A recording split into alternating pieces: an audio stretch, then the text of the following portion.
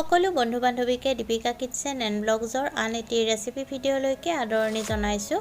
আজি আপোনালোকৰ বাবে পোলাওৰ ৰেচিপি এটা লৈ আহিলোঁ। অতি সহজতে বনাব পৰা এই পোলাও ৰেচিপিটো চাই যদি আপোনালোকৰ ভাল লাগে তেতিয়াহ'লে ভিডিঅ'টোত লাইক, কমেণ্ট, শ্বেয়াৰ আৰু চেনেলটো ছাবস্ক্ৰাইব কৰি কাষতে থকা বেল আইকনটো প্ৰেছ কৰি অন কৰি ৰাখিব। তেতিয়াহে মোৰ আহিবলগীয়া ভিডিঅ'ৰ নটিফিকেশ্যনবোৰ সৰ্বপ্ৰথমে পাব। তেন্তে আহক ৰেচিপিটোৰ মাজলৈ আগবাঢ়ো। কুকাৰ এটা গৰম হ'বলৈ দিব আৰু গৰম হ'লে তাত ৰাইচ ব্ৰেন অইল আৰু বাটাৰ এচামুচ দি দিব। এচামুচ গোটা জিৰা, ইলাচি 2টা, লং 5-6টা আৰু ডালচেনি এটুকুৰা দি দিব লাগিব আৰু একেলগতে কাজু কেইটামানো দি দিব আৰু আটাইখিনি 2 মিনিটমান সময় ভাজি ল'ব।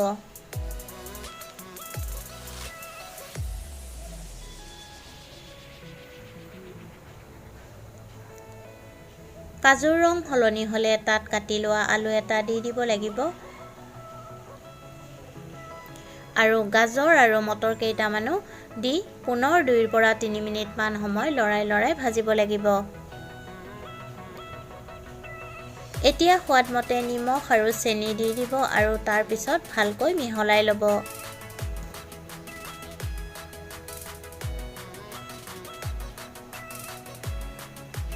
কাটি লোৱা পিঁয়াজ এফাল দি দিব আৰু পিঁয়াজখিনি দিও ভালকৈ মিহলাই ল'ব।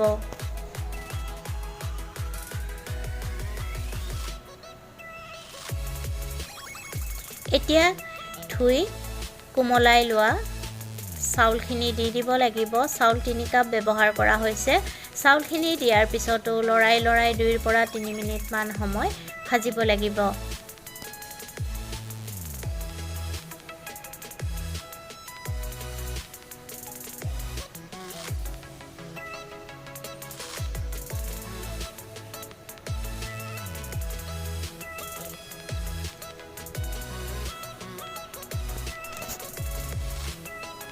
এতিয়া তাত পানী দি দিব। চাউল যিহেতু 3 কাপ ব্যৱহাৰ কৰা হৈছে, পানী 6 কাপ দিয়া হৈছে। সদায় পোলাও বনালে চাউল যিমান ল'ব তাৰে ডাবল পানী দিব লাগে আৰু ঢাকনি লগাই এটা হুইছেল আহিলে গেছৰ জুই নুমুৱাই থ'ব।